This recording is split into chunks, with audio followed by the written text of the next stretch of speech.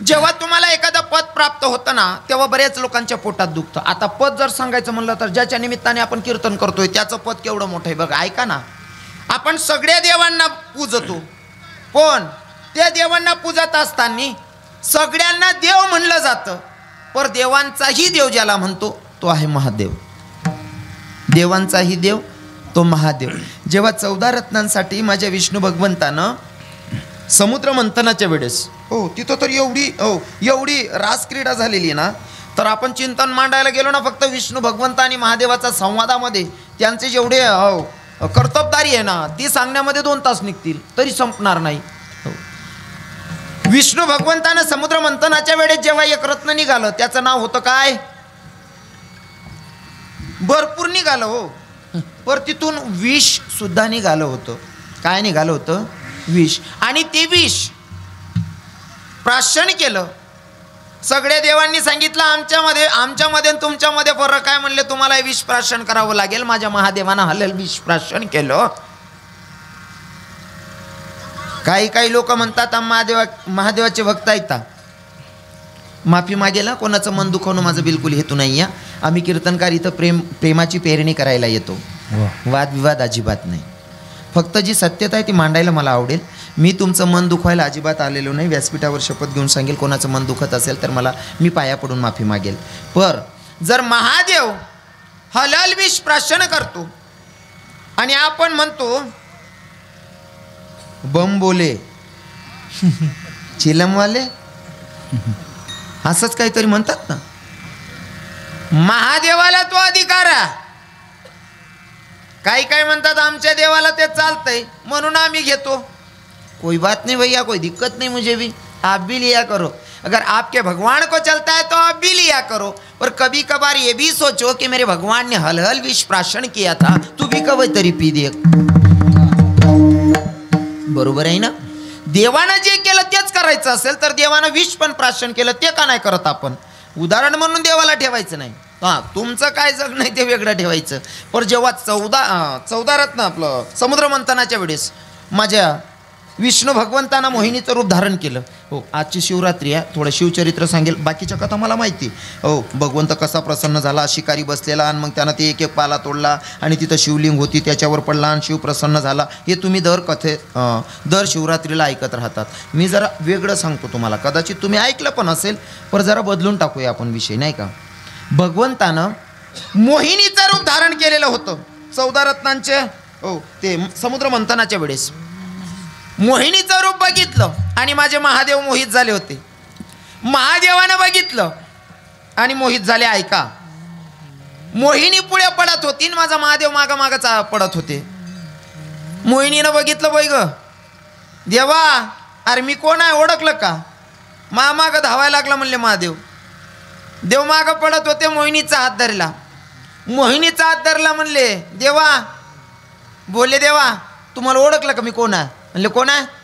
अरे मी विष्णू आहे आणि इथं समुद्र मंथनासाठी मला रूप धारण करावं लागलं. कोणाचं तर मोहिनीचं. पण मोहिनीचं एवढं रूप सुंदर होतं का, एवढी सुंदर दिसत होती मोहिनी महाराज. एवढी सुंदर दिसत होती कोणालाही बघून प्रेम व्हावं. फक्त प्रेमाची आपण परिभाषा चेंज करून टाकली. प्रेम जरा वेगळं असतं. आपण करतो ते प्रेम नसतंच बरं का मुळात. आपण जे तरुण भावांना सांगेल, तुम्ही ज्याला प्रेम समजतात ना ते काही प्रेम नाही. माझ्या माता माऊल्या बसलेल्या आहेत, माझा एवढा अधिकार नाही, त्याला प्रेम नाही म्हणत, त्याला वासना म्हणतात. तुम्ही जे करतात प्रेम हे माय लेकरावर करते ना त्याला म्हणतात प्रेम.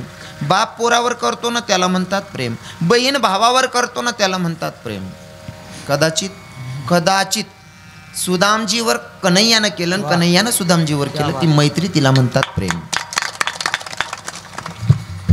तू सुनो बात. जेव्हा भगवंताचा हात धरला, महादेवानं सांगितलं देवा तू विष्णू आहे मला कळलं रे, पण तू या रूपातले सुंदर दिसायला बा, मला तू यासोबत लग्न करायचंय. कोण म्हणता असं.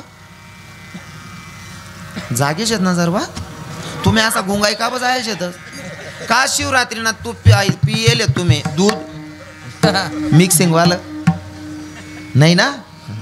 हां बोलत राहा. आपला कार्यक्रम म्हणजे चालता बोलता असतो बरं का. हां तुम्ही बोलत राहा. मी विचारल्याच्या नंतर तुम्ही जर का महाप्रश्नाची उत्तर अचूक दिली ना, तुमले शपथ सांग रे अख्खं पॉकेट दे जसू.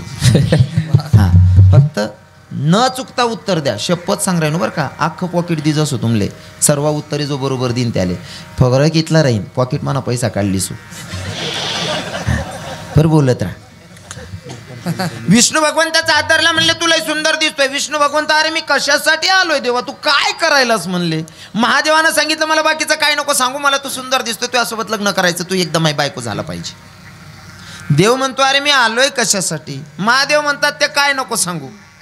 आता मी असं म्हणेल, जर का स्वतः महादेव, देवांचाही देव तो आहे, तो जरी फसू शकतो तर तुमचा आमचा विषय कुठे आहे. तुमचा आमचा विषय कुठे. मग सांगायला आवडतं. हो, मी एकदा कार्यक्रमाला जात होतो महाराजजी, कार्यक्रमाला जात होतो, मला भडगावकडे कीर्तनाला जायचं होतं. मी उतरलो आणि तेव्हा ते दुसरं लॉकडाऊन होतं का. हो, ते कोरोनाने लई कर केलती राव. हो, लईच कर केलती. किती ए गरमा बशिनी बशिनी करू मी काय, हाव कोरोना कधी जाईन व माय. सगळेजण दारात बसून वाट बघत होते आणि मोदी साहेब रोजच्या तारखा वाढाय. 18 तारीखले लॉकडाऊन खुली जाईन. 18 येऊन पहिले 15 सांग दे, पुढला महिन्याने 17 तारीख. हो काका, हा त्या कोरोनानं लय थैमान गाजवलं होतं. आता ते मला सांगायचं नाहीये, पण कोरोनानं सगळ्यांचीच जिरवली राव.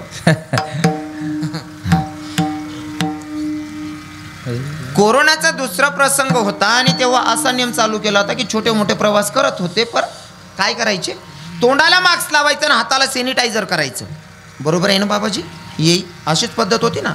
हाताला सॅनिटायझर करायचं आणि तोंडाला मास्क लावायचा. मी बसने प्रवास करत होतो. प्रवास करत असताना मी उतरलो पारोड्याला उतरल्याच्या नंतर मला भडगाव जायचं होतं. मी ते ST मध्ये अनाऊन्स करणारे काका असतात का, त्यांच्याकडे गेलो. त्यांना म्हणलं काका मला भडगाव जायचंय, मला बस भेटेल का. ते काका म्हणले महाराजजी आता बस तर नाही या, पण जिथं का गाडी भेटेल तिथपर्यंत ते काका मला सोडायला आले. मला सोडलं, गाडी मला भेटेल या आशेनं मी तिथं थांबलेला. पण माझं मास्क लावलेलं. आता मास्क कसं लावायचं, मी हा फेटा माझा दिवसा कंटिन्यू असतो बाबाजी. मी फक्त झोपायच्या वेळेस फेटा सोडतो. आणि हा कापड आहे ना, कोरोनाच्या वेळेस मी मागे सोडायचो आणि ह्यो कापड सोडून असं माझं तोंड नेहमी बांधलेलं असायचं. आता हे तोंड असं बांधलेलं, मी जिथं गाडी लागणार होती तिथं जाऊन बसला. नेमकंच कॉलेज सुटलेली होती, कॉलेजचे पोरं आले. वा हा, तुमले समजी गे मला काय म्हणलं. भयान हुशार आहेत तुम्ही, नाशिक जिल्हा नालो तुम्ही.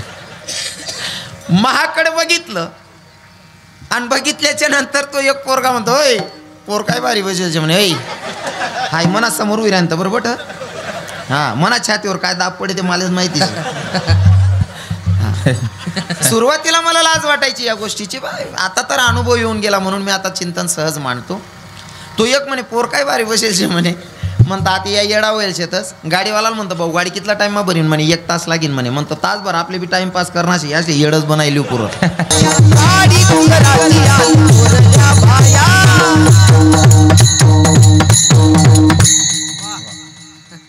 तो एक म्हणे अवखंडे राव ना गाणं म्हण राहणार आहे गोंद्या होई म्हणे. तो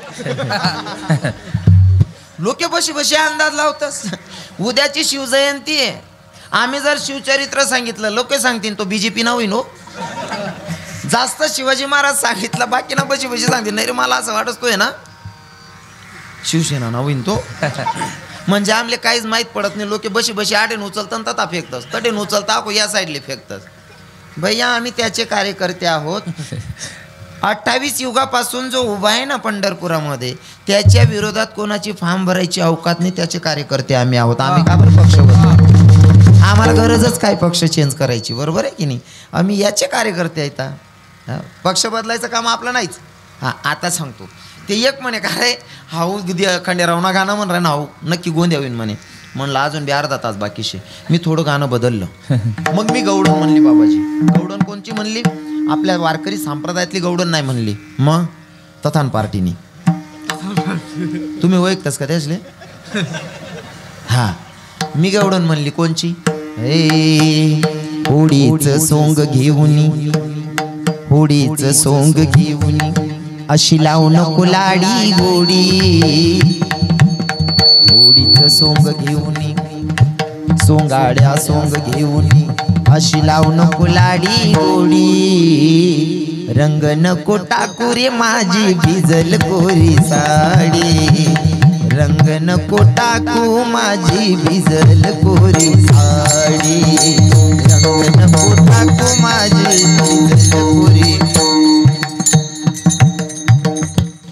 एक म्हणे तो आहे ना तमासाला गवडणी म्हण राय ना बो म्हणे मागू. मग त्यांना अंदाज काय होता?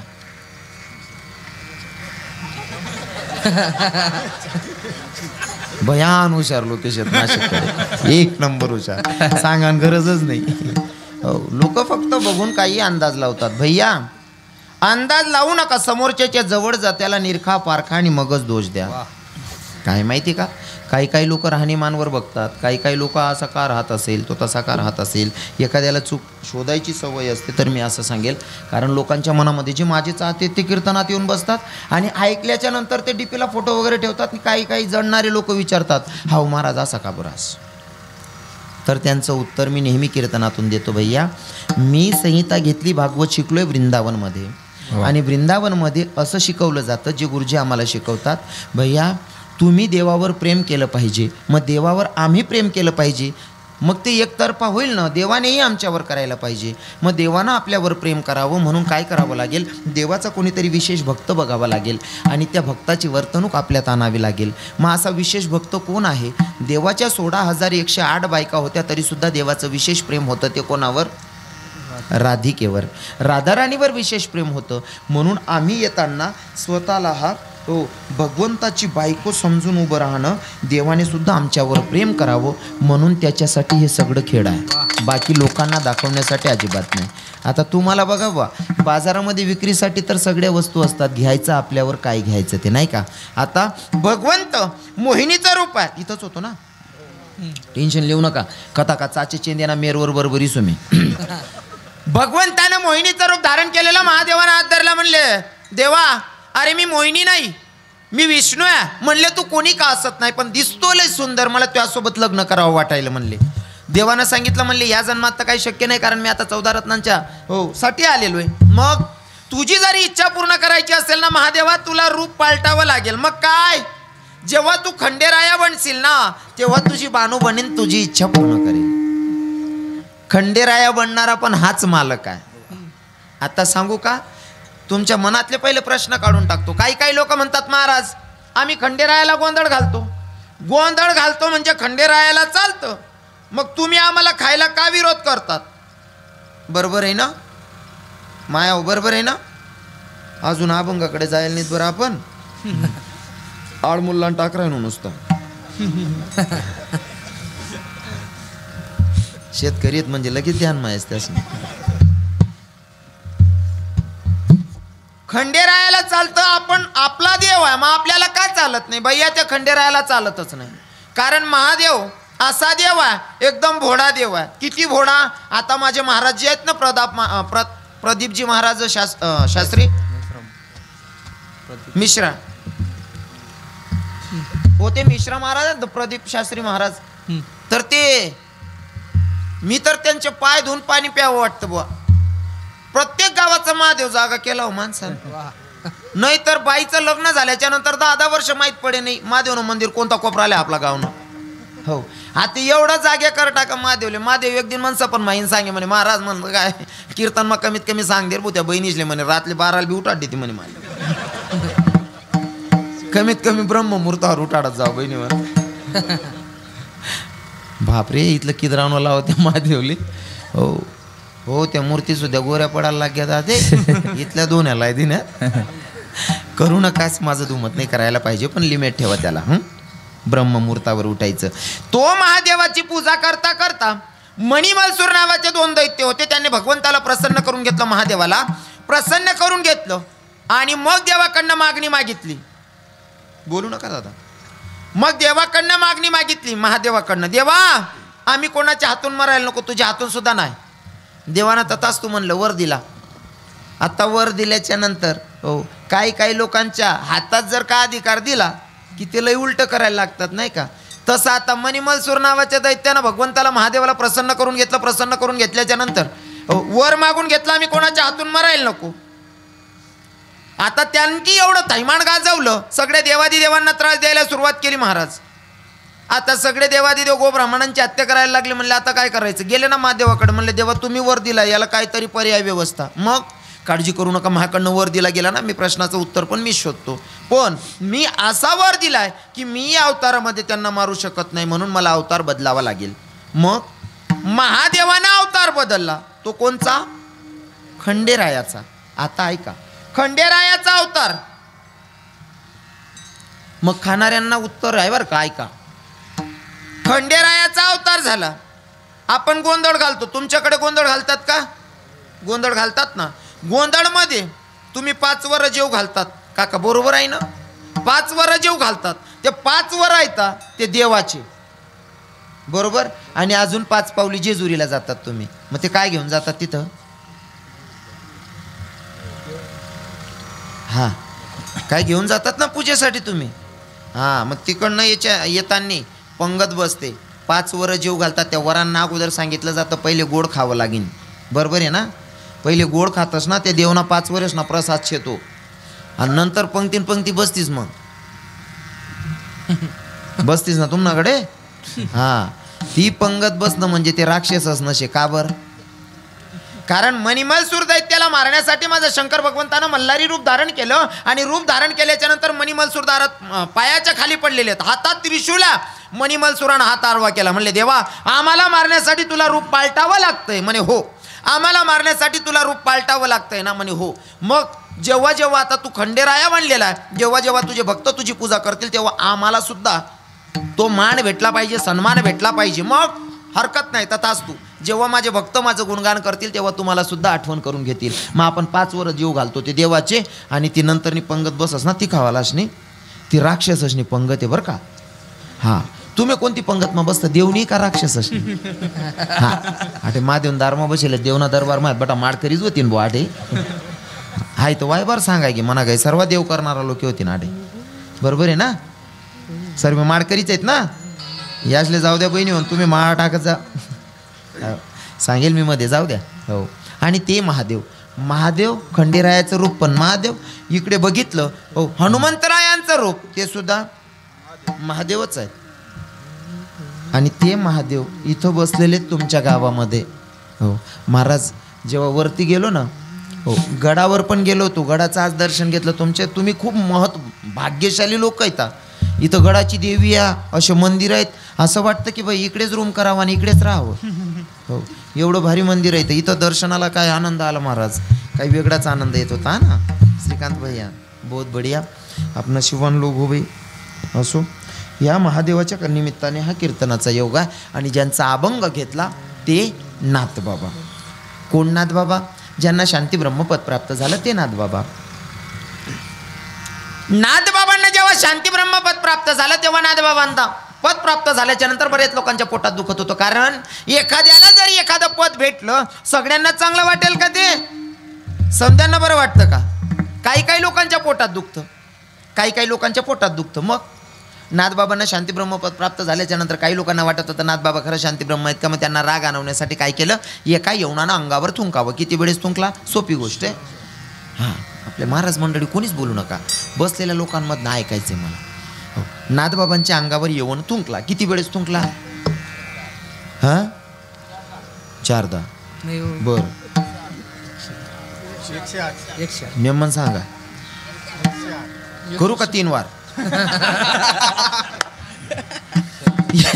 108 वेळेस थुंकले. हो, तो यवन 108 वेळेस थुंकल्याच्या नंतर माझ्या नाथबाबांनी वरती सुद्धा नाही बघावं महाराज, वरती नाही बघितलं. त्या यवनाला लाज वाटली, आणि लाज वाटल्याच्या नंतर तो यवन आला आणि नाथबाबांचे पाय धरतो. नाथबाबांना सांगतो किती शांती हो, किती शांती तुमच्या अंगी. 108 वेळेस थुंकल्याच्या नंतर राग करणं जाऊ द्या, वरती सुद्धा नाही बघितलं. अरे वरती बघायचं जाऊ दे, राग करायचं जाऊ द्या, माझ्या नाथबाबांनी त्या यवनाला सुद्धा प्रसाद देऊन मुक्त. प्रसाद देवोने मुक्त केला, प्रसाद देवोने मुक्त केला, प्रसाद देवोने मुक्त केला, प्रसाद देवोने.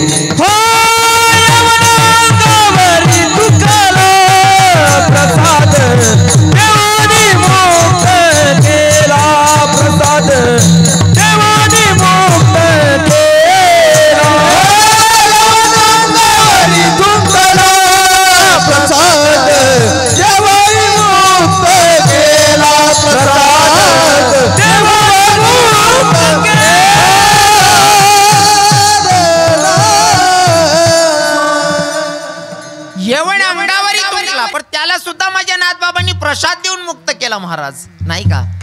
तरी काही लोकांना पटत नाही, तरी काही लोक परीक्षा घेतात. पुन्हा गावात मिटिंग, एकानं विडा उचलला, म्हणले नाथबाबांचं योपत खोटं ठरवायचं. मग काय केलं, पायात चप्पल सकट नाथबाबांच्या घरात शिरला. पायात चप्पल सकट नाथबाबांच्या घरात शिरला तरी नाथबाबांना राग येत नाही. अजून बी अभंगाकडे जायला नाही बरं मी. हां, मी फक्त ज्या संतांचं अभंग आहे त्यांचं चरित्र सांगतोय. अजून अभंग पुढेशी नाही. तुमले असं वाटत ना गले गले कसा काय चाचे चिंदी राही ना बुवा. ध्यानला या एकशात ते समजीन. काय रे भाऊ चालणार रे, त्याच ना चित लागत नाही. काय करते पाय पडीन सांगू का बहिणी होऊन तुमले. म्हणे माया माऊलीसले सांगस तुम्ही पोरसले कीर्तन मला येत जाऊ बहिणी होऊन. काय त्यासले ना तुम्ही हातमारी मोडदी देतच, बटन दाबतात चित्र बदलस. त्यान देखील ना तास वे घ्याय चित्र बदलत नाही, जाणू घर नाही चालणार नाही. भाऊ अजून 1 तास बदलाव नाही रे हे चित्र. आणि पाया पडून सांगतो बरं का बहिणी हो, मला जरा मला आहे ना रोग बोलायला आवडतं. कारण मला आहे ना माझ्या महाराष्ट्रामध्ये माझ्या लोकांना बोलायला मला काय लाजायची गरज आहे. बरोबर आहे की नाही. माझ्या लोकांना बोलायची काय लाजायची गरज आहे. मी तर असं म्हणेल माया या पोरसले ना टी व्ही देखा माझी गंदी सवय पडी गई. पाय पडीन माफी मागीन बोल राही मी. त्यासले त्या ना सिरियला देखा मा, नाटिका देखा मा, मधमा जाहिराती येतीस ना, त्यासले त्या उघड्या नागड्या जाहिराती दकान सवय पड जास ना, त्या मासा चाकेल चुकेल भाऊ पट्टत नाही, त्या घर निघ जातात.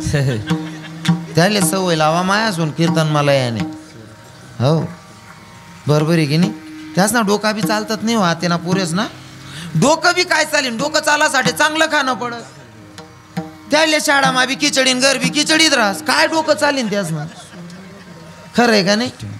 हो खिचडी काय त्या पटा भात निघतलं तर दवी घ्या, त्याच ना चितच लागत नाही. हो आणि आई खिचडी याद करी का, राजकारणाशी माझं काय घेणं देणं नाही, काही संबंध नाही. पण खिचडी ना यादू नका मला मोदी साहेब ना पायच पडू असं वाटत. कारण इथली खिचडी होई गेली. शाळास मा बी खिचडी, भंडारा मा बी खिचडी. नाही ते पहिले तांदूळ होतात नाही. या म्हातारासले विचारा, खिचडी ना पाहुणशार आहे पहिला लोकेशले. आणि पाहुणशार खिचडी ना राहे तर तांदूळ भेटत नाही. ते घर ना कोणीतरी एकच सदस्य जेवायला बसाडेत, फुटी नको जाऊ बा असं. बरोबर आहे ना माया हो. घर माना एकच माणूस बसाडे जेवणले, खिचडी फुटी नको जाऊ बा असं. इथला बजेट कमी होता. आणि आते मोदी साहेबसनी एवढी दया दकाड दिनी ना, संध्याकाळले कुकरने शिट्टी वाजतात असा जीव करत पंगरीन झोपिले हो गो. खिचडी शेरे काका आज बी. खरं आहे का नाही. हो तुम्ही नुसता काय मग फोन करा. आमचे 10-15 महाराज येत आहेत. महाराज टेन्शन लिहू नका, या तुम्ही काहीतरी बनावा. टेन्शन नका लिहा, मसाली भात बन मसाली भात त्याला बी पै उनू रे काका. तांदूळ येस ना इथला आणि तात्पिटी घ्या. मना गाव मा गरीबने पूर्ण लग्न जमेले. तो मंजोडी उन्हा म्हणे रवी किरण बाबा म्हणतं काय पूर्ण लग्न दर आहे गे म्हणे. महाराज म्हणतं चांगली गोष्ट आहे. अहो महाराज 8 दिनवर साखरपुडा, 1 खिसामा रुपया नाही म्हणे. म्हणतं टेन्शन नको लिहून दादा रे, साखरपुडा 8 दिनवर आहे ना म्हणे. म्हणे खिसामा रुपया नाही. अरे तू टेन्शन लिहू नको. मग म्हणे अरे तू ना पूर्ण साखरपुडा जिथला तांदूळ लागतील तिथला मना पण लई जाय म्हणतो. तो जोडे उन्हा म्हणा हात धरली ना म्हणे. महाराज म्हणतं काय साखरपुडा करीशने बी 3 क्विंटल उरावेत गिराईक दग्जात म्हणे आपला घर. मी म्हणतं मी का बरं स्वतः बहिणी इज्जत घाली बुयाला सांगेश नाही. म्हणजे तांदूळच ना इथला नेतात पिठी जायचे ना. हो हिशोब ना बाहेर.